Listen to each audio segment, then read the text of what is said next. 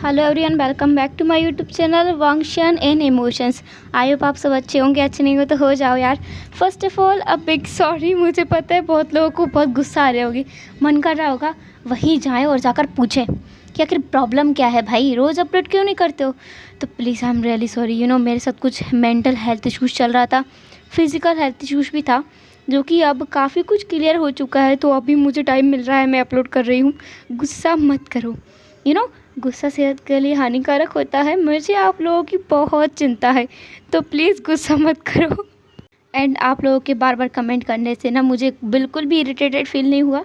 मुझे एक्चुअली बहुत अच्छा लगा। आप लोगों को मेरा स्टोरी इतना पसंद है कि आप नेक्स्ट पार्ट के लिए इतने डेस्परेट हो जाते हो। मुझे बहुत अच्छा लगा। मतलब ऐसा नहीं कि मैं आपको परेशान करना चाहती थी, लेकिन हाँ, अच्छा लगा, बहुत अच्छा लगा। And thank you so much, guys. I thank you so much. I love you all. I love our Wangshan family so much. मैं आज बहुत ज़्यादा खुश हूँ क्योंकि फाइनली मेरा जो प्रॉब्लम्स था वो शॉर्ट आउट हो गया है। मतलब 70% हो गया है, तो मैं बहुत खुश हूँ। इसके साथ में फाइनली मैं वो काम कर पा रही हूँ जिसमें मुझे पूरा इंटरेस्ट है। ऐसा ना कि दिल भर के इंटरेस्ट आता है इस चीज़ में, एफएफ सुनाने में। तो वो चीज़ अब मेरा हो रहा है। एंड एक और गुड न्यूज़ बता दूं मैं कि मैं जल्द ही एफएफ राइटिंग भी स्टार्ट करने वाली हूँ। उसका डेली अपडेट नहीं करूँगी, लेकिन हाँ, मैं स्टार्ट करने वाली हूँ वॉटपैड पे। अभी मैंने सिर्फ अपना आईडी बनाया है, कुछ लिखा नहीं है। मैं जल्दी कुछ लिखूँगी एंड जैसे ही कुछ लिखूँगी आप लोगों को अपडेट ज़रूर करूँगी। तो चलिए अब ज़्यादा बातें नहीं करते हैं। आप बोलोगे यार अब बातें बंद करो, स्टार्ट करो मेन चीज़ जिसका हम डेस्परेटली वेट कर रहे हैं इतने टाइम से। तो ठीक है, अपने दिल को थामो एंड स्टोरी को एंजॉय करो। लास्ट पार्ट में हमने देखा था कि विंग बेचारा जो सोच रहा था कि हंगुनचुन को लड़के पसंद है। ओह माय गॉड, हंगुनचुन मुझे पसंद करते हैं। वो तो ये सोच करके ना फूले नहीं संभल रहा था। उसे लग रहा था वो अभी हवा में उड़ने लगे, लेकिन उसके अरमानों की इस गाड़ी पे किसी ने पानी फेर दिया। ऑफ कोर्स वो वांगची था जिसने कहा कि वो दूसरे बेड पे सोएगा। उसने जादू से एक बेड बनाया एंड वहाँ पे जाके लेट गया। विंग के जो अरमान थे, जो सपने थे, उन पर उसे खुद ही हंसी आ रही थी। क्या क्या सोचता हूँ ना मैं, ऐसा बोलकर वो बेड के ऊपर गया एंड उसने खुद के सिर को हिट किया। क्या बकवास दिमाग हो गया मेरा, मैं ऐसा कैसे सोच सकता हूँ उनके बारे में। वो गॉड है, the great God, the great war God. नहीं, मुझे ऐसा नहीं सोचना है। ऐसा बोलते हुए ही वो सो रहा था, वो बड़बड़ाया जा रहा था एंड उसे नहीं पता कि वांगजी बहुत धीमी आवाज़ को भी सुन सकता है। वांगजी सब सुन रहा था। वांगजी कंफ्यूज था कि आखिर विंग उसके बारे में ऐसा क्या सोचता है जिसके लिए वो खुद को कर्ज कर रहा है। खैर, उसने इस चीज़ को इग्नोर करने का सोचा। वो इग्नोर करने ही वाला था, तभी उसे सुनाई आया विंग बोल रहा है खुद से ही, मैं पागल हूँ, वो लड़कों को क्यों पसंद करेंगे एंड मेरे जैसे एक आम लड़के को तो बिल्कुल पसंद नहीं करेंगे। वांगजी जो बस सोने वाला था, उसकी आँखें एकदम बड़ी बड़ी हो गई। वो एकदम घूर के ना विंग की तरफ देख रहा था। विंग जो कि उसकी तरफ पीट करके सोया था, वांगजू से घूर घूर कर देख रहा था। क्या मतलब ये लड़का क्या सोचता है उसके बारे में कि वांगजी उसे पसंद। वांगजी को सोच कर ही खांसी आ रही थी एंड उसकी खांसी की आवाज़ से विंग उसकी तरफ पलटा। विंग ने बिल्कुल काम एक्सप्रेशन के साथ कहा जैसे कि अभी तक वो कुछ सोच ही नहीं रहा था। उसने कहा, आप ठीक तो है ना मास्टर, मैं आपके लिए पानी लेके आऊँ। वांगजी और ज़्यादा सरप्राइज था। मतलब अभी ये लड़का उसके बारे में क्या क्या सोच रहा है।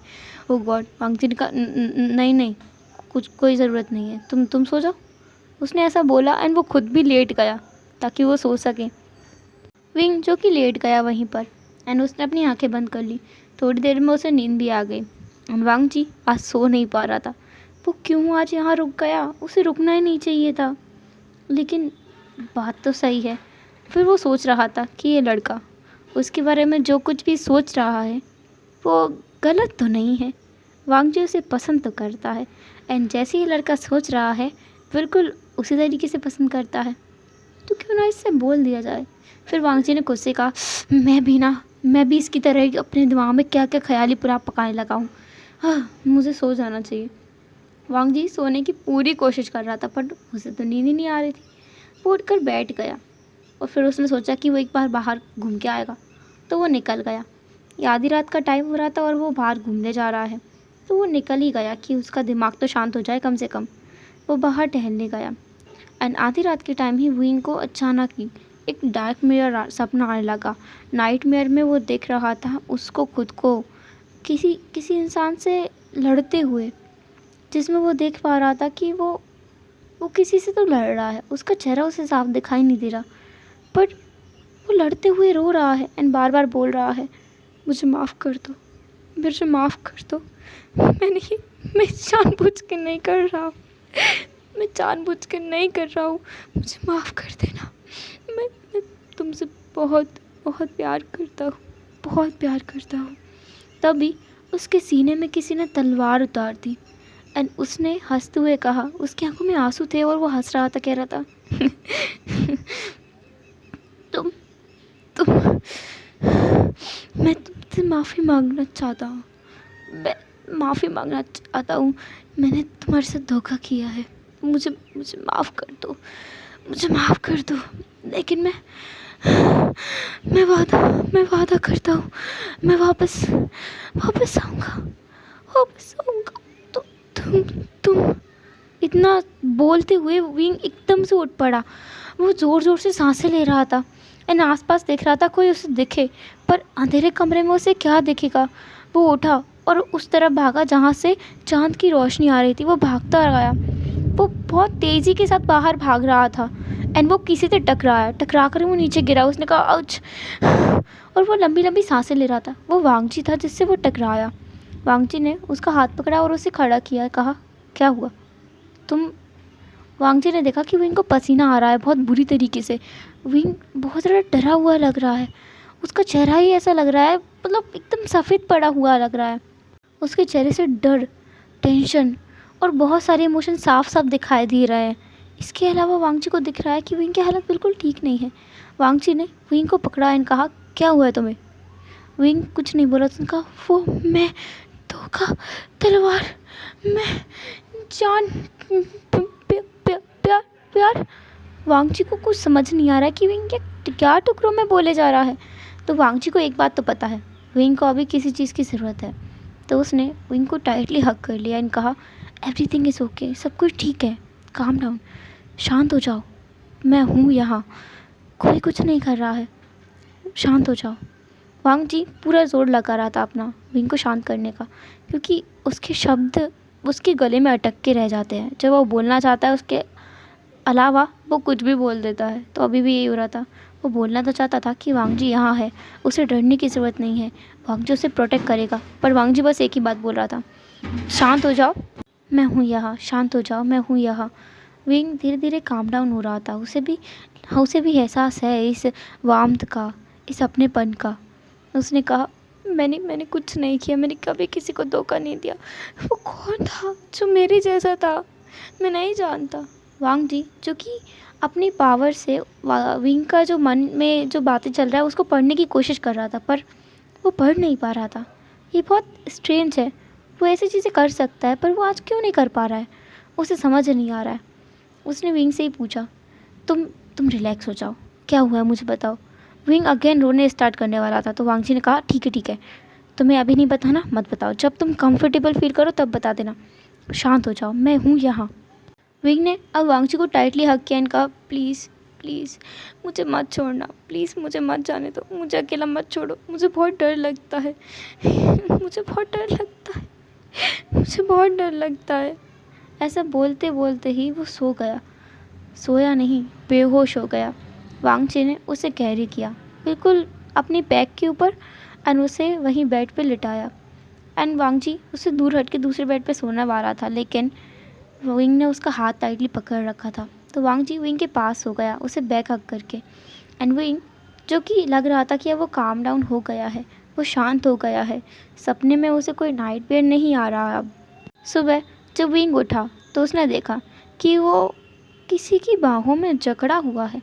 तो उसने पीछे मुड़ के देखा और उसने देखा कि हंगुन जुन उसे ही घूर घूर कर देखे जा रहे हैं, कन्फ्यूज़न में और क्यूरियोसिटी से कि कुछ तो बोले। विंग ने कहा आप यहाँ। वांगजी ने कहा कल रात को क्या हुआ था।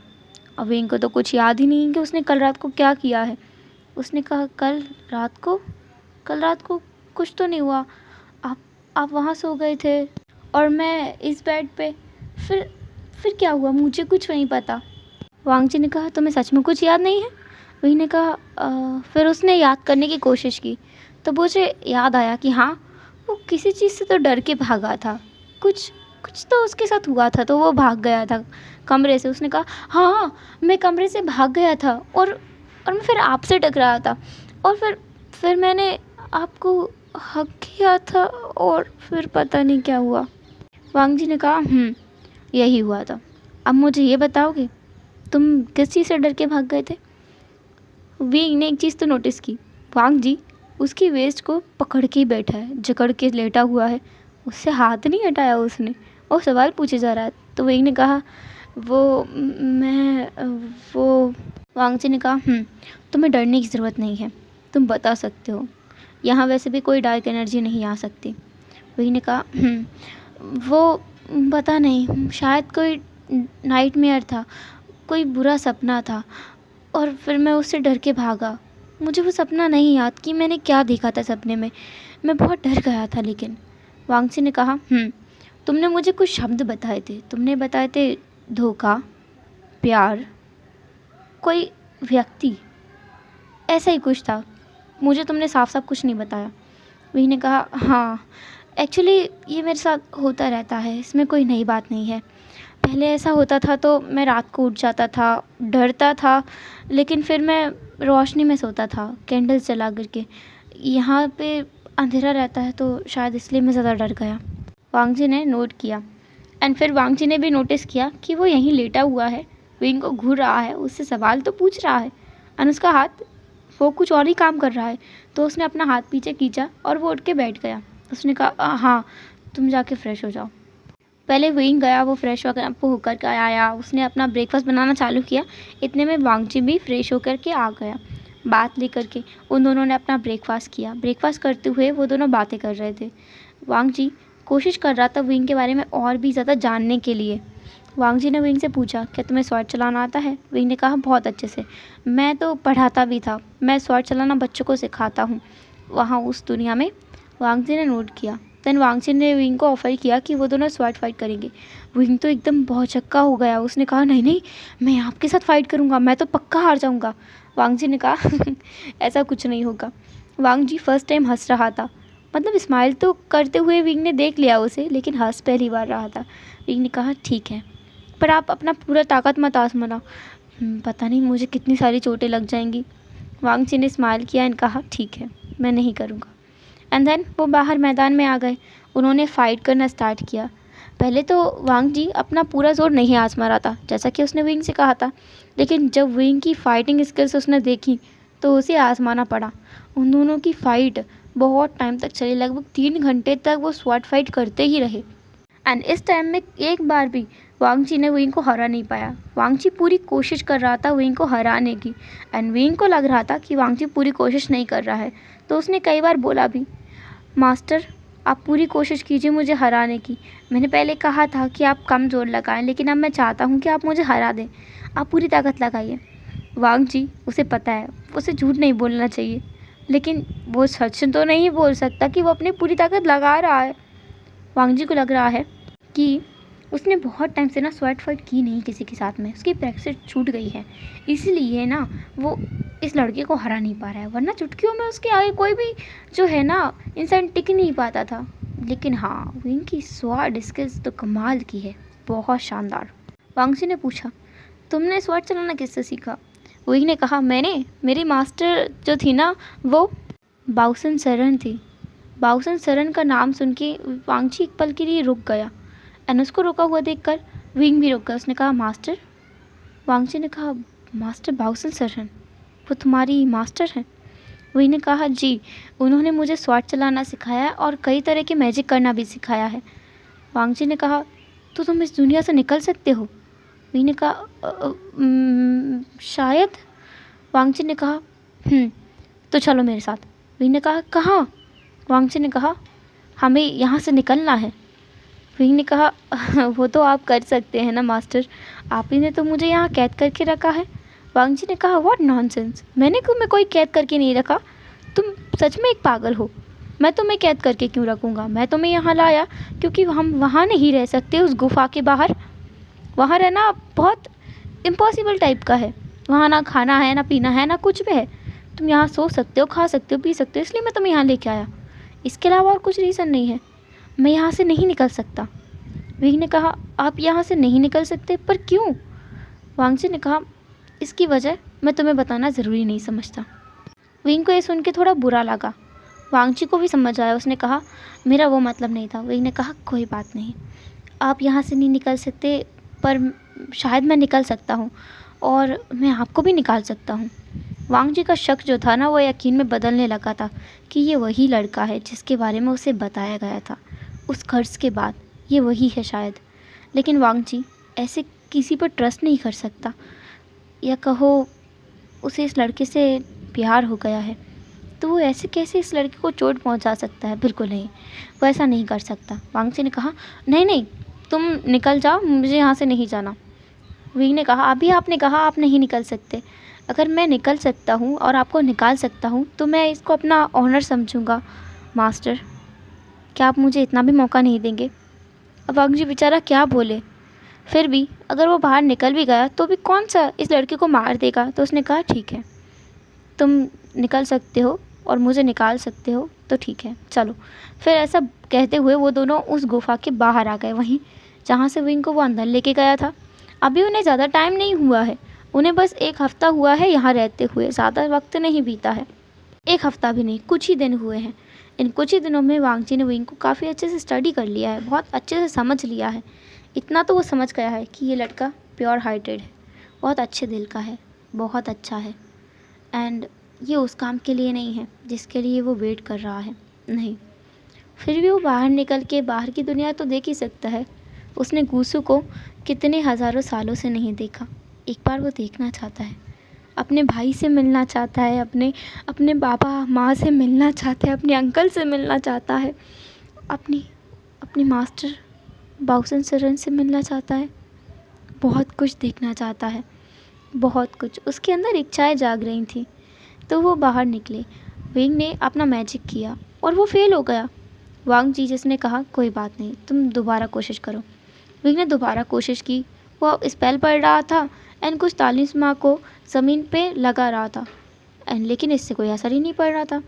विंग थोड़े सोच में पड़ गया। जब उसने कम से 15-20 बार कोशिश कर ली, उसके बाद वो सोच में पड़ गया। उसने कहा, ऐसा कैसे हो सकता है? इस स्पेल से, इस जादू से तो हम कहीं भी बाहर निकल सकते हैं। मैं कहाँ गलती कर रहा हूँ? मैं कहाँ गलती कर रहा? मास्टर, मैं भूल ही गया था, आप कोई ऑर्डिनरी पर्सन नहीं है ना, इसीलिए। वांगजी ने कहा, मतलब? विंग ने कहा, हमें स्वॉर्ड का इस्तेमाल करना होगा, आपकी स्वॉर्ड और मेरी स्वॉर्ड। वांगजी ने कहा, ठीक है। वांगजी ने अपनी स्वॉर्ड को स्पेल किया। उसकी स्वॉर्ड, ओ गॉड, पूरी की पूरी वाइट स्वॉर्ड, गोल्डन कलर से जड़ी हुई, उस पे क्लाउड्स बने हुए हैं। इतनी सुंदर स्वॉर्ड है ना, वांगजी तो स्वॉर्ड को ही देखता रह गया। जैसे उसने वांगजी को देखा था फर्स्ट टाइम और वो खो गया था, वैसे ही वो इस स्वॉर्ड में खो गया। विंग को लग रहा था इस स्वॉर्ड से उसका बहुत पुराना नाता है। वांगजी ने उस स्वॉर्ड को विंग के सामने किया एंड विंग ने उसे पकड़ा एंड वांगजी सरप्राइज रह गया, क्योंकि उसकी स्वॉर्ड को उसके अलावा कोई हाथ नहीं लगा सकता। उसकी स्वॉर्ड कभी किसी को एक्सेप्ट ही नहीं करती। विंग को कैसे कर लिया? विंग जो स्वॉर्ड को बहुत गहराई से स्टडी कर रहा था, देख रहा था एंड सोच रहा था, क्या क्या क्या कनेक्शन है मेरे और इस स्वॉर्ड के बीच में? कुछ तो है। वांगजी ने कहा, क्या सोच रहे हो? विंग ने कहा, पता नहीं मास्टर, लेकिन मुझे क्यों ऐसा लगता है इस स्वॉर्ड से मेरा बहुत पुराना नाता है। मैं इससे कहीं ना कहीं कनेक्टेड हूँ, मुझे ऐसा लगता है। ये स्वॉर्ड पता नहीं क्यों मुझे कुछ याद दिला रही। ऐसा सोचते हुए उसे एक मेमोरी याद आई, एक बहुत ही अजीब सी मेमोरी। क्या कहो, एक सपना जो वो खुली आंखों से देख रहा था। उस तलवार को देखते हुए वो देख पा रहा था खुद को एक ऐसे बेड पर जिस पर पूरा मैस है। वो किसी इंसान के साथ लेटा हुआ है और वो भी फुल निकेड, पूरी तरह से निकेड। ओ गॉड, उसकी इमेजिनेशन ना, भगवान, उसमें वो पूरी तरह से निकेड लेटा हुआ था एंड वो स्वॉर्ड उसकी बॉडी के ऊपर थी। वो उस स्वॉर्ड को पकड़े हुए था एंड दूसरा पर्सन वो भी निकेड था, पूरा निकेड। उसकी फेस को विंग अभी भी नहीं देख पा रहा था, देख पा रहा था उसकी बॉडी। 6 पैक्स, ओ गॉड, इसकी बॉडी कितनी कितनी ज़्यादा सेक्सी एंड हॉट हॉट है। विंग ये सब सोच रहा था और उसने सेक्सी हॉट बोल भी दिया।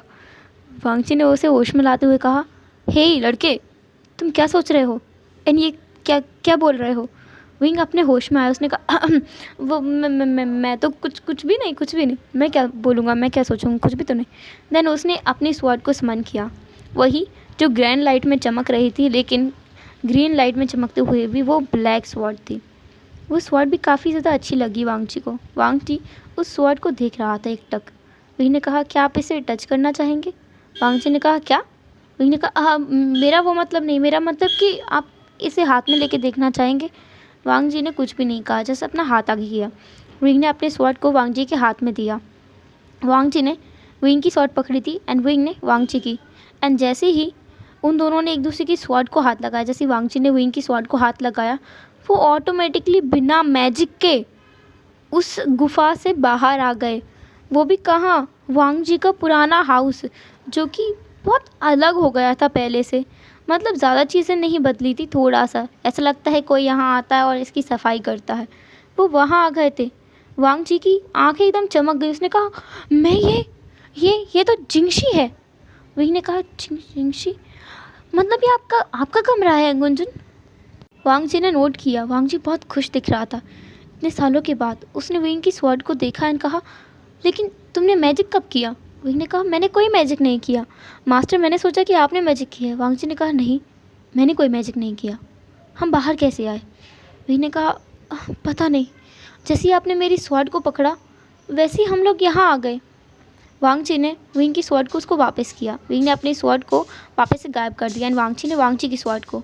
देन वांगची ने गेट को खोला एंड उसने देखा कि अभी तो सुबह हो रही है। वो जहाँ से आए वहाँ तो दोपहर हो गई थी, अभी तो सुबह के 5 बज रहे हैं। वांगची ने बाहर देखा, स्नोफॉल हो रहा है। मतलब क्या सर्दियों का मौसम आ गया है, पर वहाँ तो गर्मियों का मौसम था। ये क्या अजीब है। इससे ज़्यादा हैरान तो विंग था। विंग सोच रहा था, क्या वो उसको साल भर हो गया वहाँ जाए हुए, पता नहीं। वो दोनों कमरे के बाहर आए एंड उन्होंने देखा कि एक लड़का वहाँ आ रहा है और उसके हाथ में भी वही वैसे ही वाइट स्वॉर्ड है, पर ये थोड़ी अलग है। वो वहाँ आया एंड जब उसने इन 2 लोगों को देखा उसे बहुत गुस्सा आ गया। उसने कहा, हे तुम दोनों, तुम कैसे द वॉर गॉड के कमरे में जा सकते हो, तुम्हें दिमाग नहीं है, तुम यहाँ कैसे आए। उसने अपनी तलवार निकाल ली थी। वांगजी उस लड़की को देख रहा था। उसके फोरहेड पे वही फोरहेड रिबन है, वांगजी के फोरहेड पे भी फोरहेड रिबन है। जिंकी थोड़ा हैरान हो गया। उसने कहा, मुझे आप बताएंगे एल्डर, आप कौन हैं। आपके सिर पे फोरहेड रिबन है तो आप लैंड प्लान से होंगे। आपको क्या फ़ादर ने भेजा है। वांगजी ने कहा, फ़ादर। जिंगी ने कहा, हाँ, मेरे फादर लान सिचन, उन्होंने भेजा है। जिंगी ने कहा, भाई, तुम भाई के बेटे हो। जिंगी थोड़ी देर के लिए बहुत ज़्यादा कंफ्यूज हो गया। उसने कहा, क्या भाई का बेटा। जिंगी ने कहा, आप कौन है मास्टर। वांगजी ने कहा, मैं मैं तुम्हारे पिता का छोटा भाई हूँ। जिंगी थोड़ी देर के लिए कंफ्यूज था। फिर उसने कहा, माय लॉर्ड। ऐसा बोलते हुए वो बिल्कुल घुटनों के बल बैठ गया। उसने सिर अपना ज़मीन पे टेक दिया। उसने कहा, माय लॉर्ड, मुझे माफ़ कर दीजिए, मुझे माफ़ कर दीजिए। आप ऐसे आपके आने की उम्मीद नहीं थी कि आप ऐसे आएंगे। मुझे बिल्कुल भी उम्मीद नहीं थी। आप तो वहाँ पर्वत पे तपस्या कर रहे थे, इसलिए कोई उम्मीद नहीं थी। माफ़ कीजिएगा मास्टर, माफ़ कीजिएगा। जिंगी बार बार माफ़ी मांग रहा था एंड वांगजी एकटक उसे देख रहा था। विंग शॉक में था कि मतलब ये क्या है। वो उसे एक के बाद एक मिल ही जा रहा है, झटके पे झटका मिल रहा है। उसने कभी भी जिंकी को नहीं देखा। जिंकी एक बच्चा है, सच में वो एक बच्चा दिखता है। उसने तो सुना था ये कई सालों से ज़िंदा है, मतलब लगभग 500 सालों 600 साल से ज़िंदा है। फिर ये बूढ़ा हो जाना चाहिए था। क्या पता ये फैमिली कैसी है। ये लान फैमिली ना बहुत अजीब है। वांगजी जो हज़ारों सालों से ज़िंदा है फिर भी इतना fit and hot and sexy लगता है। फिर वी ने खुद को क्लियर किया, नहीं, मुझे ऐसा कुछ नहीं सोचना है। उसने खुद से ये बोल भी दिया, हॉट सेक्सी, नहीं, मुझे ऐसा नहीं सोचना है। वांगजी ने विंग की तरफ देखा और कहा, तुम मुझे एक बात क्लियर कर दो, तुम सोचते क्या रहते हो।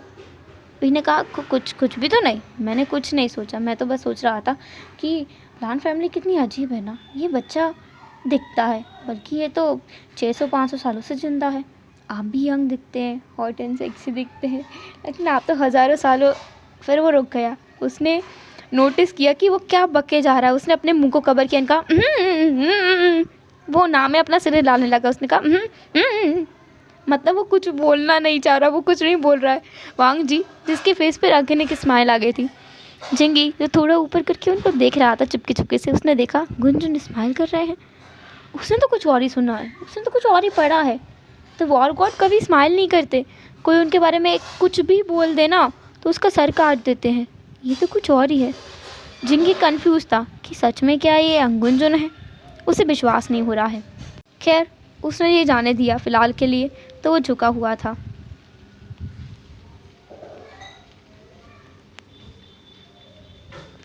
हेलो एवरीवन, तो कैसे रहा आज का पार्ट? आई नो आप बोलोगे यार कितना लंबा खींच दिया, पर कोई नहीं, मैं तो चलता है। वैसे भी इतना लॉन्ग पार्ट नहीं है, मेरा जो पार्ट रहता है 30 मिनट्स 32 मिनट्स इतना रहता है ऑलमोस्ट। ये एक थोड़ा छोटा पार्ट है इस हिसाब से। तो खैर मैं फिर से सॉरी बोलती हूँ, I am really sorry. And मेरा एक क्वेश्चन है, जो लोग क्लास से रुके हैं वो मुझे बता दे। ये थोड़ा वियर्ड क्वेश्चन है, आई नो बहुत ज़्यादा अजीब क्वेश्चन है, बट फिर भी मुझे जानना है। क्या आपको जीएल पसंद है? मतलब जैसे बीएल पसंद है वैसे क्या जीएल पसंद है? जैसे बीएल मतलब होता है बॉय लव एंड जीएल मतलब होता है गर्ल लव, मतलब लव गर्ल टू गर्ल। ऐसा कुछ पसंद हो तो just comment me in the comment box. नहीं है तो it's okay, it's all right, no issue, no problem. चलो तो हम अब फिर मिलेंगे नेक्स्ट पार्ट में, तब तक के लिए टाटा, के बाय बाय, अपना ख्याल रखना।